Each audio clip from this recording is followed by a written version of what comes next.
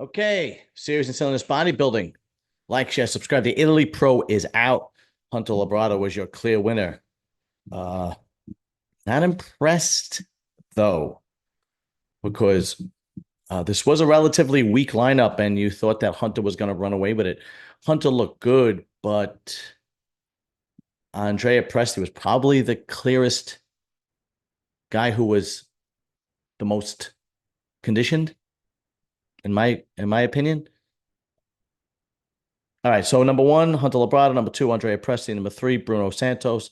Number four, Lorenzo Liu. I don't know how to pronounce that name. I think he's French.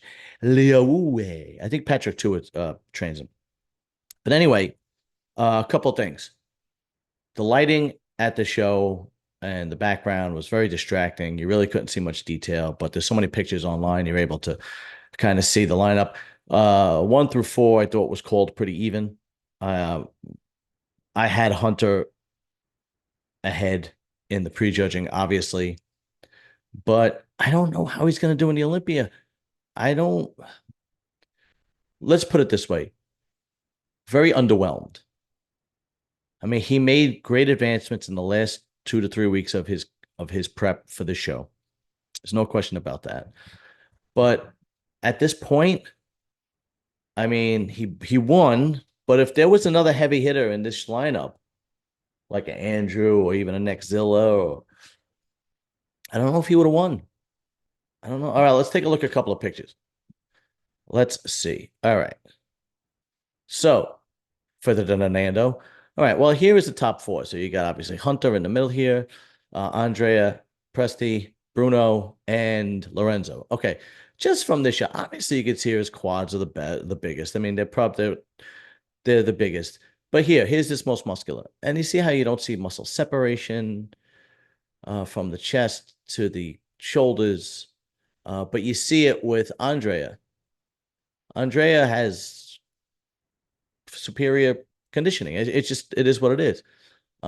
This was the top four. This was a relatively weak top four. These are good bodybuilders, but you would think in this top four, Hunter would run away with it since he is a top Olympian.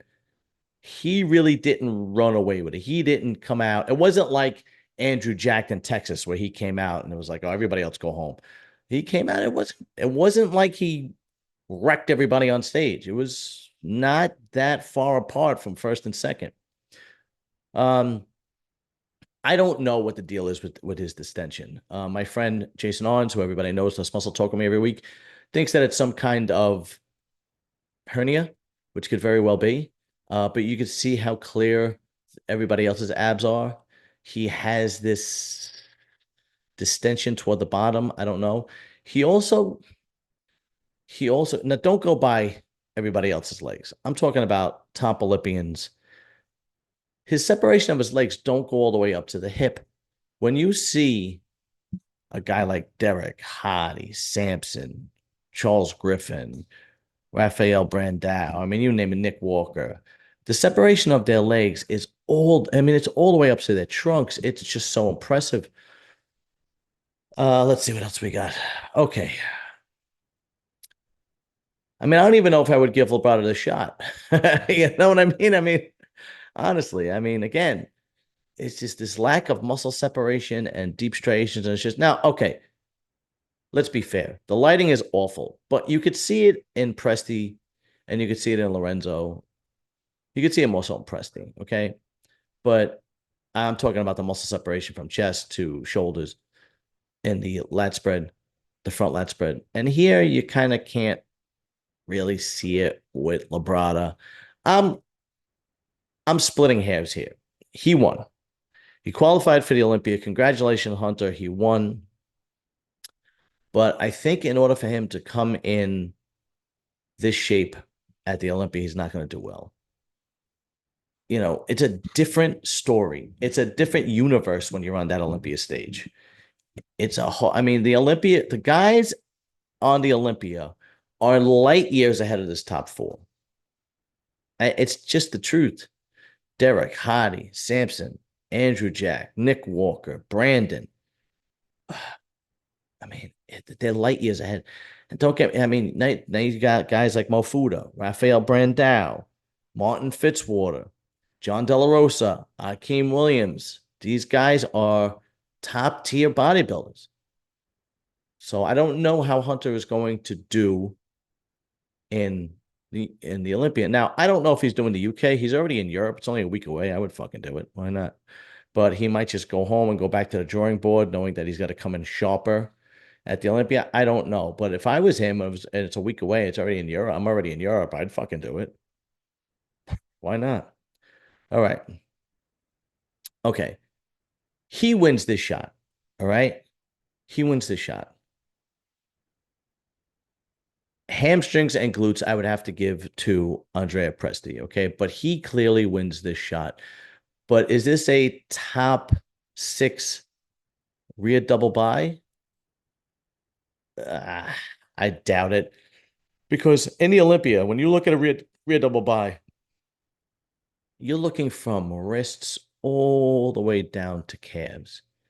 I mean, when you see Derek's rear double by, or you see Hottie's rear double by, I mean, it is just fucking lights out. Hunter's rear double by is good.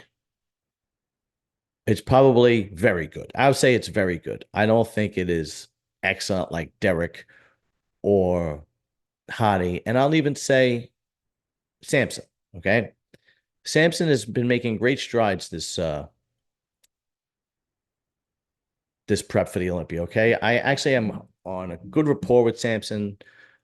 We stay in touch. I actually spoke to him last week. He is very excited for the Olympia. He's really working hard. His prep looks great. If you'll go look at his progress pics, I just don't see Hunter in breaking the top 6. That's me. Okay. I don't know. Now, if he breaks the top 10, that's great. Personally, I think he's going to be a top 10 Olympian, and that's it. Now, it sounds like I'm being a fucking snob, right? Oh, he's only a top 10 Olympian. But with Hunter, it's always like you want him to come in better conditioned. And you always have in your head that he can. But can he? I don't know. He kind of, his rear double by made progress. 100% his rear double by made progress. But even though he has striations in his glutes and his hamstrings, it's not deep striations like Derek's and Hottie's. All right. And the lighting was awful. He wins this shot too. Bruno's back is as big as a barn door. I don't want to take that away from Bruno, but he wins this shot too. But look at the lighting. I mean, it's horrible. You can't even see their lower backs. This is just a horrible live stream. Uh, and even this, look, he wins this shot too. But when you see Hottie's side tricep on Nick's side tricep, and they have legs like a Clydesdale, and the hamstrings are just hanging off the back. It's it's the Olympia is a different universe, man, a completely different universe. And here you go. This is what I mean by his lower stomach is possibly a hernia. I don't know, but everybody else's abs is just clear cut, deep cuts. And this is what I mean by you don't really see his separation going all the way up to his hip, his separation of his quads. I don't know. Very, very underwhelmed. Very underwhelmed. Um, Now that being said, congratulations to Hunter Labrada. Okay. He won this fair and square. He did his job. He came in conditioned, good conditioned. He won and he punched his ticket to the Olympia. Let's hope that this is 95% of Hunter and we see 100% at Hunter at the Olympia. This year's Olympia is really going to be competitive, really competitive. I mean, from 1 through 10 is going to be competitive. Okay. I don't think the top 3 guys are going to be taken out. They might change placings. Derek, Hottie, and Samson. They might flip flop in between 1 and 3. I still think Derek probably will win, but you don't be surprised if you see Hottie win or possibly a Samson. It wouldn't shock me. Put it that way. But 4 through 10, it's no joke, dude. Everybody talks about this is a extremely talented top 10 lineup. I would put this top 10 lineup up against any top 10 lineup in bodybuilding history. Okay. I mean, I think they would fare well. I wouldn't say they, from 1 to 10 would beat the 90s guys. Don't get me wrong. But I think this top 10 Olympia lineup is really talented with tremendous work ethic. They're going to be coming in with tremendous conditioning, bigger than ever, rounder than ever. And I think we're going to see an extremely talented, competitive, and exciting Olympia. Anyway, that's it for me. Like, share, subscribe, and don't forget, tomorrow, 8:30 p.m. live, Anabolic Academy. We had a lot of good questions. So come and join us, 8:30 p.m. Eastern Time. All right, later. Peace.